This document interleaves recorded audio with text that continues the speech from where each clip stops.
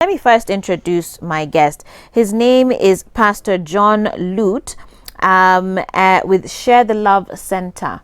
Right, that's based here in Nairobi, in Kenya. Both in Kenya and in Rwanda. And in Rwanda. Yes, ma'am. I understand he's just come in from Kitale to be here with us on the show today. So asante sana kwa kuja. And we want to talk about raising teenagers during COVID-19. We were teenagers once, and you kind of know there's just like a phase. You don't want anybody to tell you what to do. You want to really, experience and explore your independence. But sometimes I guess maybe we can tend to push it really far. And in fact, remember earlier this year where there was a story about the DCI arresting 44 teens in a house in Westlands over the weekend after neighbors complained of noise coming from the house. Actually, this was this past weekend. At least 26 boys and 18 girls aged between 14 and 17 were arrested, according to a statement by the Directorate of Criminal Investigations. All are in primary and secondary schools in Nairobi, Kiambu, and Machakos counties and had been there for hours, according to the police. The Saturday night arrest came barely after detectives rescued 7 girls who had gone missing for 7 days and were suspected to have been involved in pornographic-related affairs. And so in the context of this background that we're talking about, these issues happening here in this country, kids for hours, we're in the middle of COVID. What are 44 people doing in a house, together on a Saturday night? We want to talk then about raising teenagers and how parents can best go about this. Maybe we can begin by reflecting a bit on your own personal experience, if you'd be happy to share that. If you take us back to the days when you were growing up, what would you say you were like as a teenager? Wow, amazing. First of all, thank you very much, Joyce. It's a pleasure meeting you for the first time. Thank you. And second of all, thank you to the Switch TV family for this opportunity. I want to begin by saying, first of all, addressing personally who I am, and so that my generation can understand from what point do we speak the things we speak from. First of all, I'm a man of God. Amen. Founder of Share the Love Center. Second of all, I'm a husband and I'm a father of beautiful children, and I love my wife wherever she is. So that begins the whole conversation. So as we begin to talk today, they need to understand, first of all, we are speaking from a point of what we know, not just what we've had. Okay. And for me personally, I think those people who were born in the late 80s, early 90s, they more or less have the same experience in regards to how they were brought up, either through a domestic, like a violent kind of a system, or probably you have a father who every time would, speak negative words to you. So we really went through a hard time trying to break from the notion of what we were taught, into what we have become today. And personally for me, I began my life at a very young age. I think by the age of 15, I was already paying my house rent. Wow. It was 15 or 16. I was already in my own zone, and some of these things happened because of what we are about to talk today. In regards to, first of all, the parents not being able to, to come together with their children and have a mutual understanding. So because of that, I personally, I love this topic that we are teaching on today, because it took me to a lot of things. It took me to a lot of things in regards to drugs and what and such kind of things. Wow. So it's a very serious topic today. Okay, okay. Well, I'm excited to dive into it after this break. Remember, you can send in your questions, 111 444 111. If you're a parent, let me know what are some of your struggles with your teenagers, or have you figured out a way to actually be able to get through to your teenagers? And if you're a teen that's watching the show, maybe you feel like your parents are just ruining the fun for you all the time. You can let us know as well, 111 444 111. And hopefully we can be able to guide and moderate this discussion here this morning. We'll see you guys after this break.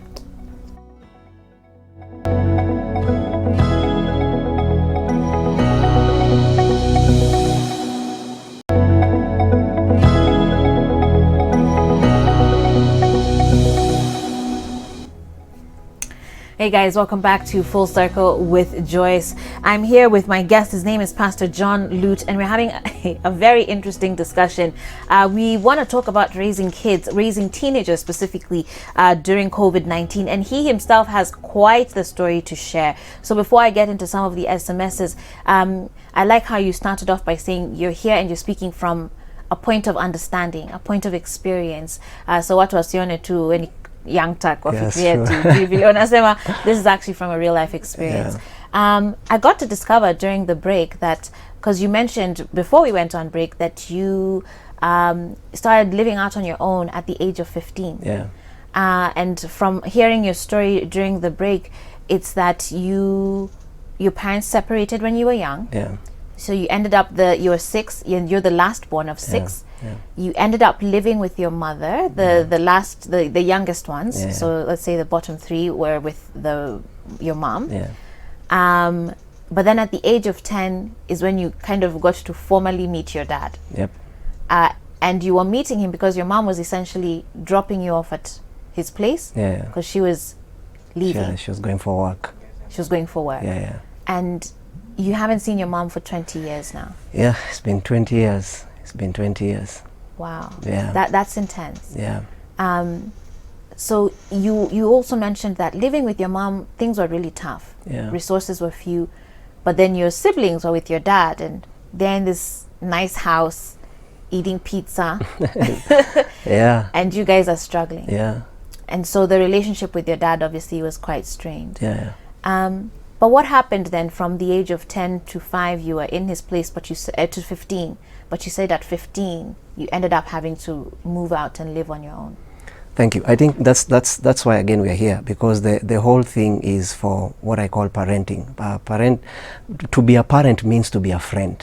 It doesn't mean to be a moderator. Like you don't necessarily have to use a lot of force to bring your children to the right ground. I believe if you become a friend to your kids, there are so many things that children can avoid simply because they have the right setup, a family friendship setup with their parents. So for me personally, we never had that. Like when we were growing up, I can't really tell you how many times we sat with my dad, to actually get advice from him. It was always this, it was more of like a fight in the house and such kind of thing. So you grow up in a cocoon with fear, like even if you make a mistake, the last person you want to know is your parent. And that's where the whole conversation starts from. Okay. Because parents normally get it wrong when they try to be, they try to use force to their kids rather than being loving. Because now, for example, like for me, how it came to that point where I was staying on my own and such kind of things, I love music. So I remember that time with my brother, we had gone to record a song,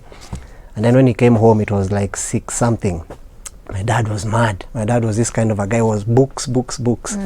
And that's again something that I want to tell the parents. Not all of us will be good in books, and there is nothing wrong. Allow your children to show you who they are, who God created them to be, not who you want them to be. Okay. And that's where the problem comes. So we came from shooting a video, all of a sudden my dad is there, and one thing boiled to the other. For some reason we found ourselves out of the house then, and here we are today.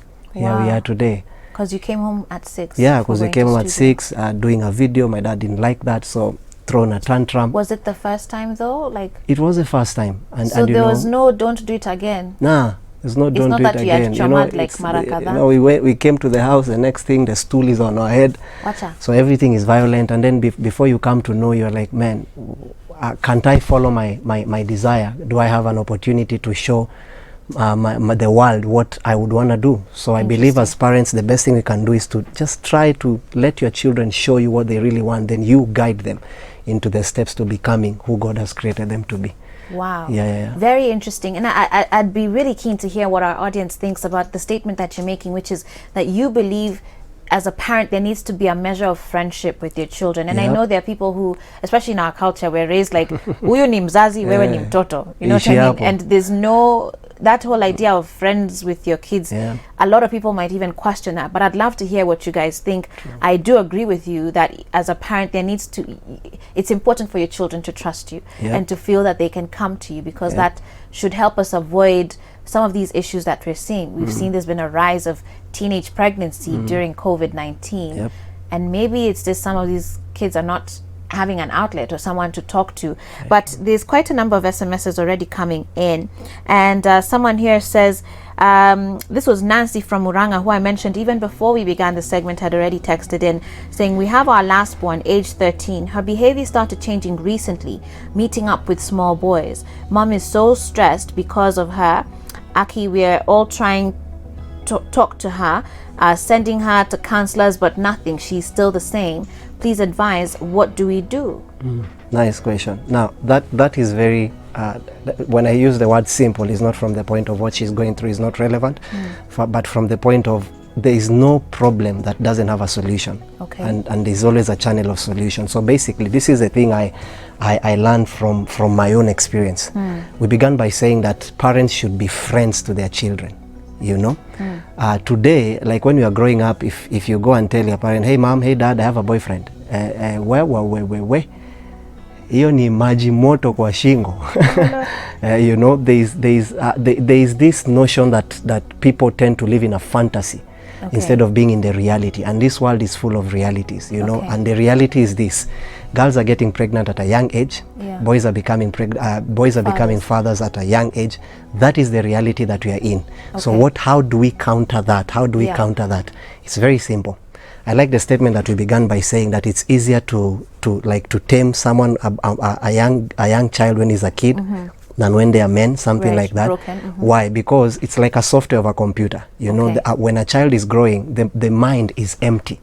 And this is what you call parenting. And I want to tell the parents who are listening to us, the reason why you are a father or you are a mother, it's very simple. God gives you an empty computer.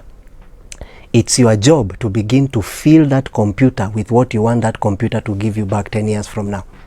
Wow. So when you begin filling up that computer when the computer is 15, there are things that it needed at 2 that you did not put in it. So in addressing this, but in addressing this one then, how do they apply what you're saying to this? She's 13 years old and has started meeting up with small boys. And here we are saying we are finding 11-year-old fathers, you know, 9-year-old mothers in this country. So obviously as a parent, you're going to be concerned. You want to protect your child. How should they go about this? I like that. Let the mom be the friend to the girl. Let the mom begin to show the girl, even me, this is what we went through. Let's stop playing this holy Joe card, you know, and making your kids feel as if you never went through these things. Bring your child closer, especially to the parents. Sit your girl down and begin to show your girl from who you really are. Show that girl there is nothing wrong with boys. Listen, if a girl is attracted to women, that's what's wrong. But the fact that a girl is attracted to a man, according to God, that's the right line. So, but it's now your job to begin to tame that so that it doesn't outboil from the setup that is supposed to. So as a mother, sit down your girl. Tell your girl these things are there. Begin to talk about things dealing with sex. Like for example, if you talk about that even in the church setup today, you are considered an outcast, you know. Wow. So you make it look as though these things are not real, and these girls, a girl who's 13 years old already know what it is. Their body is already beginning to take shape, and as a man, their body is already beginning to take shape. And these things are normal. They are natural things that God put in the body of a person. So if God did not want them at 13, He would have put them at 50. You get? But there is a setup that a parent can sit down with a girl. If it's a man, if the child is a boy, let the father sit down with the boy. Let them begin to talk about matters that affect kids at that age setup, and not assume that, you know, you shouldn't be doing this, and you're not telling them why should you not be doing this. Interesting. Let me get to some more SMSs. Someone here is saying, hey Joyce, Shoiko lit. I'm 16 and I'd say that for me, my father destroyed me through his anger issues and him holding back some of the traditional stuff. So I think parents need to man up in a better way. Aye, that's faith. Wololo. Okay, thank you though. I mean, she's being very frank, very honest. 16 years old, saying that her father destroyed her through anger issues. And I mean, when you were talking about your dad lifting over a stool over your head, you know, because of going to a recording studio, and you came home at 6. Yeah, 6. It's not like you were, you know, out at midnight. To Faith, who's 16 years old today and still clearly very bitter with her father about his anger issues. Maybe at some point I'd want us to get to how as a teenager we should then respond. And even looking back at your life, knowing that your father was a strict guy, knowing that he was a man of the books, would you have done anything different as far as either giving him a heads up, maybe having that conversation with him in advance to say, look, Dad, we're going to the studio. This is exactly where it is. I finished my homework. I'm going to be back at this time. Would you have done anything different to sort of help soften the landing from when you came home? I like the question. Let's tackle that from a Bible perspective. Okay. There's a statement Jesus told his disciples. He says, I have many things to tell you, I have many things. This is the child today. We have many things to tell our parents, but Jesus made a statement. He says, but having been so, you cannot bear them now. So there's a lot of things that Jesus wanted to tell his disciples, but when he looked at the mindset of the disciples, they could not bear it. Wisdom given before the right mindset is waste of time. So even if I come to you and tell you, Dad, I want to go to the studio, and when I check, I already know your response. What I'm gonna do, I will shun away from even giving you that information. I'll find another way of trying to do what I wanna do and not tell you. And you see, this is where the conversation boils from. Okay. It's when you as a parent believe that, you know, when the Bible says spare the rod, people think the word rod is a stick. No, the word rod is wisdom. Okay. It's not taking a stick and beating a child. Many of the people who are beaten, they become even worse. But when many of the young kids who are given wisdom through communication, they become better people. So when it comes to a person like that, and they begin to say, like, I'm 16, you know, should the conversation have been, I mean, should the whole setup have been different if I had told my father? No, it wouldn't. Why? Because I already know the response of my father. Okay. And there's nothing as bad as when you already know the answer before you even ask the question. So the question is, why ask the question? If I already know, you say no.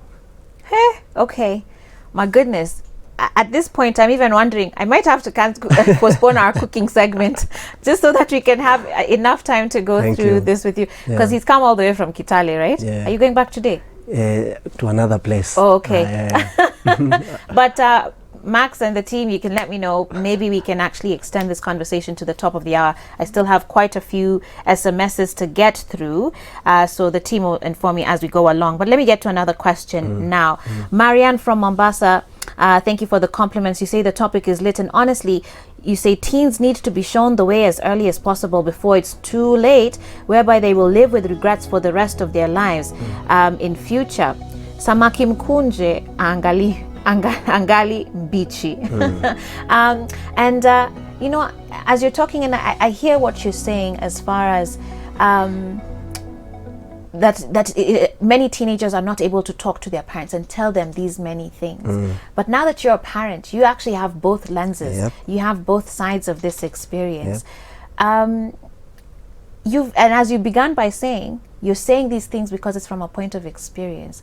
So do you understand why parents would be very protective now that you have your own children? Because they're trying to make sure that they don't end up in some sort of pitfall.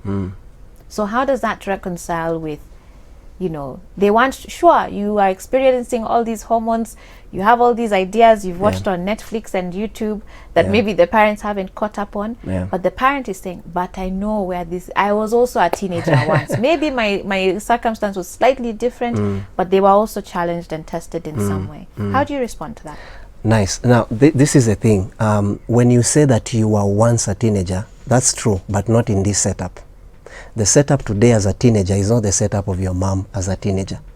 You did not have, there's no much of a choice. I mean, you didn't even have much to do apart from going out and playing ball. You get what I'm saying? But now today, the teenager today has to deal with technology, social media, such kind of things, peer pressure. There is so much as today's teenager. And if we begin to apply, it's like marriage. I tell people when I do marriage counseling, if you begin to apply what works for so-and-so's house in your house, even though the whole topic is marriage, it will still fail. Sure. Because the systems of engagement are very different. The way you engaged a youth at 1970s and 1960s is very different from how you engage a youth today. Because today's setup, if you miss it, whatever you don't tell them, the world will tell them.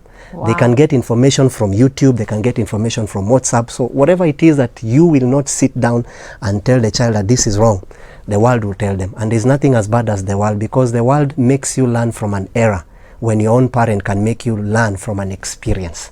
Big difference. Okay. Yeah. Let me read a couple more here. Someone says, hey Joyce, for me, I feel like I don't get what I deserve in life, so I have to move out for me to know the world more. Big mistake. Yeah, that kind of scares me a little bit. I'm glad you're saying it's a mistake. Yeah, it's a big Why mistake. Is it a mistake? Because you don't get to know the world through the world.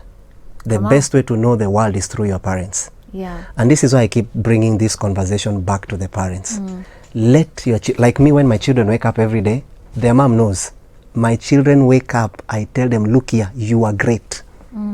As opposed to me, the first thing when I was told, we were told, you are just a fool, when you mjinga, when you what. So those things formed our softwares.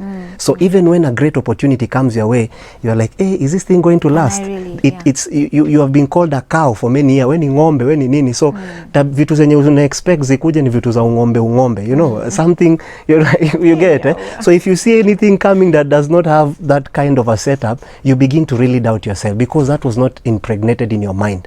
It's the thing about today. I wake up my children as young as they are. I tell them, look here, I want you to know you are great. I want you to know that I'm not here to decide your future. I'm here to cushion your future. Listen, parents, your job is not to make your children an engineer.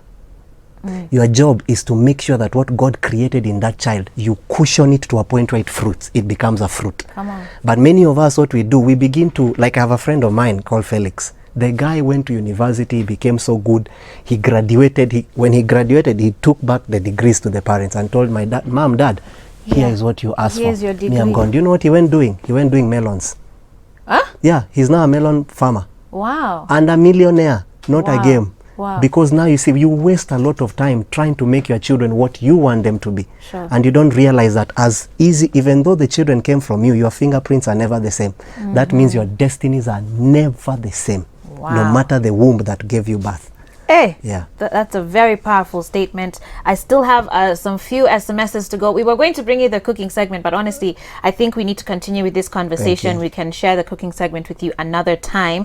I have a lot more SMSs to go through, some other questions as well. And keep your feedback coming into 111 also comment on Facebook. I'll be checking that as well at Switch TV Kenya. And we'll be back with Pastor Lute here after this break. Stay tuned.